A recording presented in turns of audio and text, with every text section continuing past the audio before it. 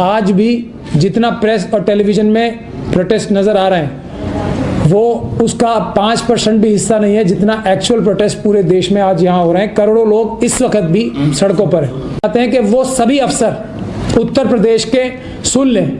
अभी आपको बताया गया है कि कानून के विरुद्ध जो भी कार्य करेगा, चाहे वो देश का राष्ट्रपति हो, प्रधानमंत्री हो, चीफ मिनिस्टर हो, डीजीपी हो, आईएएस ऑफिसर हो, कैबिनेट सेक्रेटरी हो, कुछ भी हो, या कोई पुलिस का एसएसपी हो, अगर वो कानून के खिलाफ, भारत के कानून के खिलाफ, संविधान के खिलाफ कार्य करेगा तो वो एकदम गैर कानूनी होगा। वो इसी तरह का अपराध है जैसे कोई आम व्यक्ति करता है। तो पुलिस की जो ये एक्शन चल रहा है, हम अब उन सीनियर पुलिस अफसरों को टारगेट करेंगे और उनके खिलाफ मुकदमे दर्ज करेंगे और उनको जेल पहुंचाएंगे यदि वो गैर कानूनी जो आदेश दिए जा रहे हैं आरएसएस द्वारा, योगी जी द्वारा और अमित शाह द्वारा, उनके ऊपर अमल करना बंद नहीं करेंगे तो हम इनके खिलाफ हाई कोर्ट में रिट्स डालेंगे और टारगेट करके, एक एक अफसर को टारगेट करके, एक एक, हम सब लोगों से गुजारिश कर रहे हैं, अपने लोगों से, और बहुत दिन से लोग वीडियो बना कर हमारे पास भेज रहे हैं, हमारे पास सभी के सबूत मौजूद हैं। तो हम इन सीनियर ऑफिसर्स को टारगेट करके उनके खिलाफ मुकदमे दर्ज कराएंगे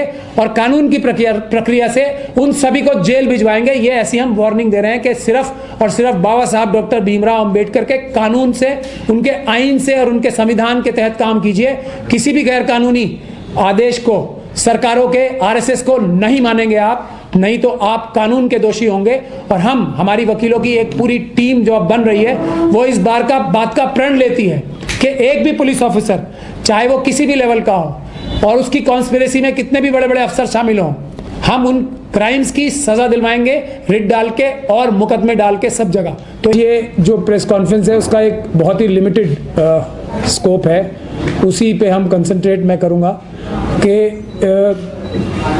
ये जो एनआरसी और सीएए के खिलाफ जो एक ऐसा जन आंदोलन खड़ा हो गया है जो कि स्पॉन्टेनियस था और अपने आप था, बावजूद इसके कि सरकार की सारी एजेंसियां, सारी प्रेस और सारे मीडिया वालों ने इसको दबाने की कोशिश की, तब भी ये बढ़ता ही जा रहा है। और आज भी जितना प्रेस और टेलीविजन में प्रोटेस्ट नज़र आ रहे हैं वो उसका 5% भी हिस्सा नहीं है जितना एक्चुअल प्रोटेस्ट पूरे देश में आज यहाँ हो रहे हैं। करोड़ों लोग इस वक्त भी सड़कों पर हैं। एक महत्वपूर्ण बात यह है, लेकिन इस सरकार ने अपनी हर जैसे स्कीम चलाई थी, जो अपने आप को राजनीतिक चाणक्य कहते हैं कुछ लोग, हर इशू को जो कि कंट्री के खिलाफ होगा, नेशन के खिलाफ होगा, भारत के संविधान और बाबा साहब डॉक्टर भीमराव अंबेडकर के संविधान के खिलाफ होगा और इस देश के अंबेडकरवादियों के खिलाफ होगा, उसको हर एक को मुसलमानों के खिलाफ बता के इन्होंने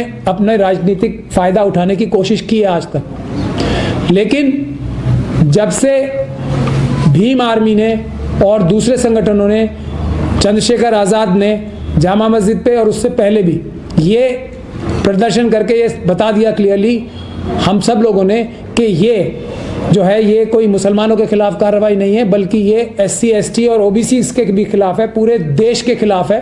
तब से ये लोग बिल्कुल एकदम जिसे कहते हैं अपना संयम नहीं, सब कुछ खो बैठे हैं। और हमने उसके बाद एक संविधान सुरक्षा समिति भी बनाई थी, अभी पिछले संडे को एक अनाउंस की है, और ताकि ये जो मूवमेंट स्पॉन्टेनियस चल रहा है उसमें सभी लोग, जिसमें पॉपुलर फ्रंट और दूसरे भी जितने भी संगठन हैं देश के पूरे, वो एक अम्ब्रेला के नीचे आ सकें। क्योंकि हमारे पास रिक्वेस्ट भी आ रही थी, तो उसका चंद्रशेखर आज़ाद साहब कन्वीनर हैं और मैं को कन्वीनर हूँ। तो हमने संडे को ये एक प्रेस कॉन्फ्रेंस करके अनाउंसमेंट भी की थी और उसकी हम जल्दी ही आगे की कार्रवाइयाँ भी आपको बताते रहेंगे। अलग अलग कोऑर्डिनेशन कमेटी पूरे देश में होगी, वो हम बताएंगे आपको 1-2 दिन में। उसमें उस प्रेस कॉन्फ्रेंस में हमने ये, इनके पास एक ही रास्ता बचा है इस दमनकारी सरकार के पास कि इस आंदोलन को किसी प्रकार से ये हिंसक बता सके। तो हमने उसमें ये एक तो अपील की थी कि सभी अब प्रदर्शन या जलसे जुलूस जो भी होंगे वो हाथ बांध के होंगे, तो उससे भी इनको बहुत बड़ा झटका लगा। तो इसके बाद इनके दमनकारी जो पूरा कंसंट्रेट इन्होंने कर दिया है उत्तर प्रदेश पे किया हुआ है, तो हमारा भी साथियों जवाब अब सबसे पहले उत्तर प्रदेश की तरफ ही होगा। अब तक हम सिर्फ अमित शाह साहब का इस्तीफा मांग रहे थे इसमें, लेकिन आज से अब ये आंदोलन जब तक नहीं शांत होगा पूरे देश में, जब अमित शाह के साथ साथ योगी जो उत्तर प्रदेश के सीएम है वो भी इस्तीफा नहीं देंगे। पहला ऐलान तो हम ये करना चाहते हैं, ये आंदोलन अब तब तक नहीं रुकेगा जब तक सीएए वापस नहीं होगा, एनआरसी का जो कानून है सिटीजनशिप एक्ट उसमें चेंजेस नहीं होंगे। क्या चेंजेस करने हैं ये हम अनाउंस करेंगे बाद में हमारी लीगल टीम से बात करके। जब तक अमित शाह साहब इस्तीफा नहीं देंगे, जब तक आज से योगी जी इस्तीफा नहीं देंगे, पहली तो अनाउंसमेंट हम ये करना चाहते हैं। दूसरा हम ये बताना चाहते हैं कि चुन्नीगंज एक थाना है कानपुर में, वहाँ पे हमारे शेड्यूल कास्ट भाई हमारे मुस्लिम भाइयों के साथ मिलकर प्रोटेस्ट कर रहे थे।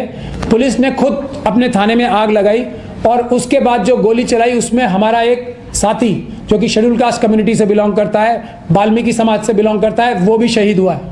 ऐसे बहुत सारे भाई हमारे शेड्यूल कास्ट भाई पूरे देश में शहीद हो रहे हैं इन गोलियों के, लेकिन उनके नाम ये सरकारें छुपा रही हैं ताकि, और वो लाठी गोली भी खा रहे हैं हर जगह। सैकड़ों हजारों की तादाद में हमारे एससी एसटी और ओबीसी भाई भी चोट लग रही है उनको पुलिस दमनकारी नीतियों से, लेकिन उसको छुपाया जा रहा है ताकि इसको सिर्फ एक मुसलमानों का एजिटेशन बताया जा सके।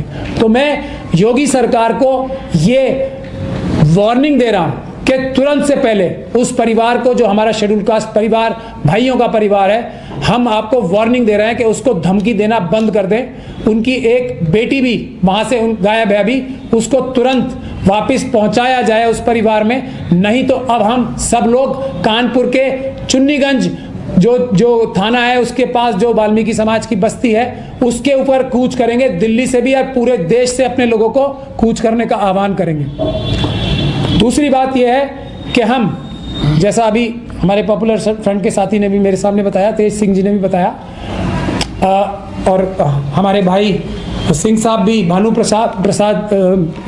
प्रताप साहब भी मौजूद हैं यहाँ पे, हमारे वकील भाई हैं, हमारे एकदम एक स्तंभ है हमारे इस सारे जो हम अब चला रहे हैं मुहिम उसके। तो हम आपसे ये कहना चाहते हैं कि वो सभी अफसर उत्तर प्रदेश के सुन लें।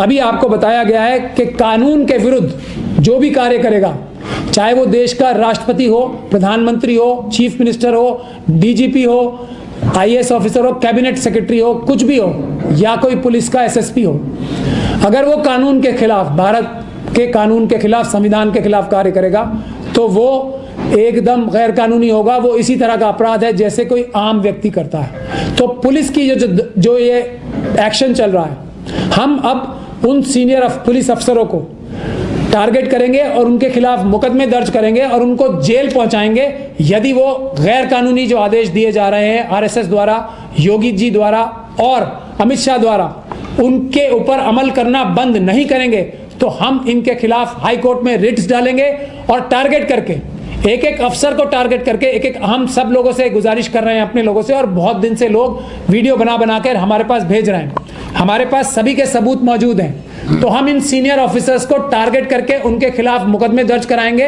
और कानून की प्रक्रिया से उन सभी को जेल भिजवाएंगे। ये ऐसी हम वार्निंग दे रहे हैं कि सिर्फ और सिर्फ बाबा साहब डॉक्टर भीमराव अंबेडकर के कानून से, उनके आइन से और उनके संविधान के तहत काम कीजिए।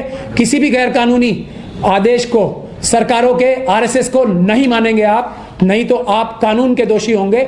और हम, हमारी वकीलों की एक पूरी टीम जो अब बन रही है, वो इस बात का प्रण लेती है कि एक भी पुलिस ऑफिसर, चाहे वो किसी भी लेवल का हो और उसकी कॉन्स्पिरेसी में कितने भी बड़े बड़े अफसर शामिल हों, हम उन क्राइम्स की सजा दिलवाएंगे रिट डाल के और मुकदमे डाल के सब जगह। तो एक बात तो आप सुन लें, सिर्फ और सिर्फ संविधान चलेगा, कोई मनुवाद की डायरेक्शन नहीं चलेगी।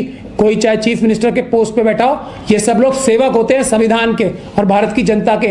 तो पुलिस को ये अपनी जो एकेडमी में आपको पढ़ाया जाता है, आप याद कर लें, आपको जो नौकरी दी गई है वो भारत के संविधान की रक्षा करने और देश की जनता की सेवा करने, उस प्रण को, उस अपने जो आपकी ओथ होती है उसे याद कर लें, नहीं तो आप सब जेलों में मिलेंगे। हम आपको ये साफ साफ बता रहे हैं। दूसरी बात यह है कि हम अब सभी लोगों से गुजारिश करते हैं कि सभी साथी अब पूरा ध्यान यूपी पे लगाएं।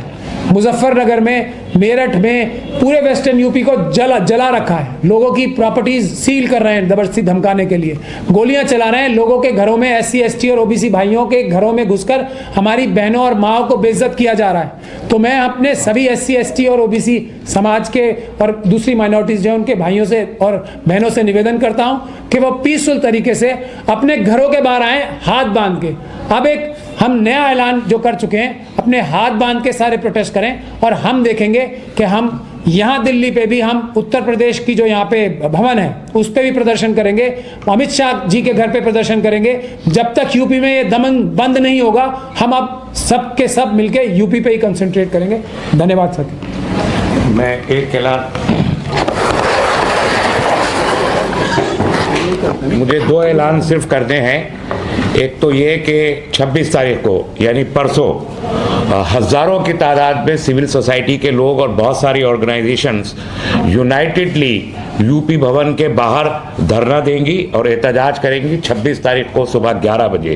अभी और इस्तीफा तो मांगना ही मांगना। इसके अलावा अभी कल जिस तरीके से यूपी भवन के बाहर लड़कों को गिरफ्तार करके उन पर धाराएं लगाई गई हैं और बड़ी मुश्किल से उनको रात में छुड़वाया गया है, हम हजारों लोग होंगे, हर एक को गिरफ्तार करना हो, यकीनी तौर पर गिरफ्तार करें। गोली चलाना है गोली चलाएं, लेकिन यूपी भवन के बाहर 26 तारीख को हमारा एहतजाज पुरअमन होगा, हाथ बांध के होगा, लेकिन एहतजाज जरूर होगा। इसके अलावा दूसरा ऐलान हम ये कर रहे हैं कि अगर इन लोगों ने 26 तारीख तक इन लोगों को नहीं छोड़ा, जिनको गैर कानूनी तौर पर गिरफ्तार किया है, तो लाखों की तादाद में यूपी के अंदर तमाम सिविल सोसाइटी के लोग और हिंदू मुसलमान सिख ईसाई जेलें भरने के लिए आंदोलन छेड़ेंगे। हम सब जेल जाने को तैयार हैं अगर बेकसूर लोगों को जेल से रिहा नहीं किया गया। इसके बाद आपके अगर कुछ सवालात हैं तो आप यू आर वेलकम। सर, आप लोग बार-बार कह रहे हैं पूरा देश प्रोटेस्ट कर रहा है, लेकिन सीएए एनआरसी के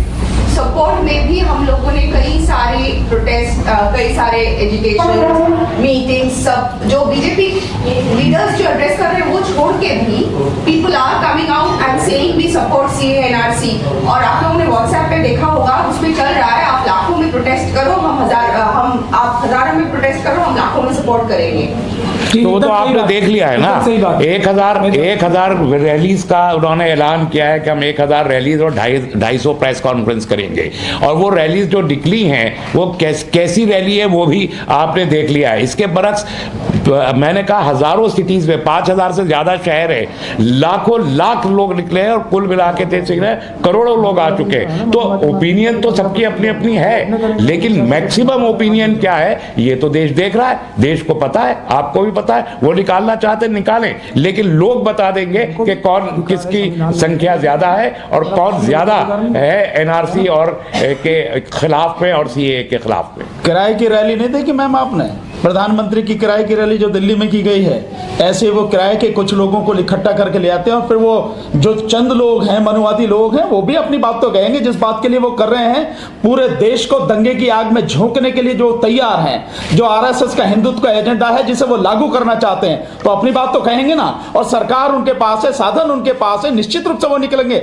लेकिन आप ही कैलकुलेट कर लीजिए कि जिनके पास सत्ता है, साधन है, सब कुछ है, उस सब के बावजूद भी जिनके पास कुछ नहीं है, जिनका सब कुछ आपने बर्बाद कर दिया, नोटबंदी में जिनका पैसा घरों से निकलवा लिया आपने, वो लाखों की नहीं करोड़ों की संख्या में जाति धर्म संप्रदाय को छोड़कर आज सड़कों पर हैं। और ये फैसला होना तो सड़क पे ही हो जाएगा फैसला। हम तो पहले भी कह चुके हैं कि सरकार के पास में संसद है, संसद में उछल कूद मचा सकती है, लेकिन हम सड़क पर उसके घुटने टिका देंगे। हम संसद से पास हुआ बिल है सर। तो क्या हुआ? संसद से पास हुआ बिल कभी वापस नहीं होता मैम? आपकी इसी सरकार ने जिसने पास किया, इसने ही सैकड़ों की संख्या में बिल खत्म कर दिए, रिपील होता है मैम। 22 तारीख को सुप्रीम कोर्ट केस की सर जी मैं देता हूं। हाँ, यस यस, प्लीज कहना। So what I'm trying to say, sir, is that democracy है, एक डेमोक्रेसी का एक ढांचा है, उसको क्लियर करके ये बिल आया हुआ है ना? तो it is not like it is. So there were people there sitting in parliament who voted for this bill or who walked out or who willingly supported this bill. They are elected by the people.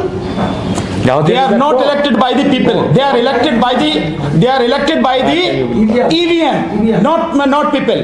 इसलिए, और अगर वो कोई काम कर रहे हैं और उन्हें समझ नहीं आ रहा कि वो सही काम है या जनता के हित में है या नहीं है, तो जनता का फर्ज है लोकतांत्रिक तरीके से उसका विरोध करना, और जनता उसका विरोध कर रही है।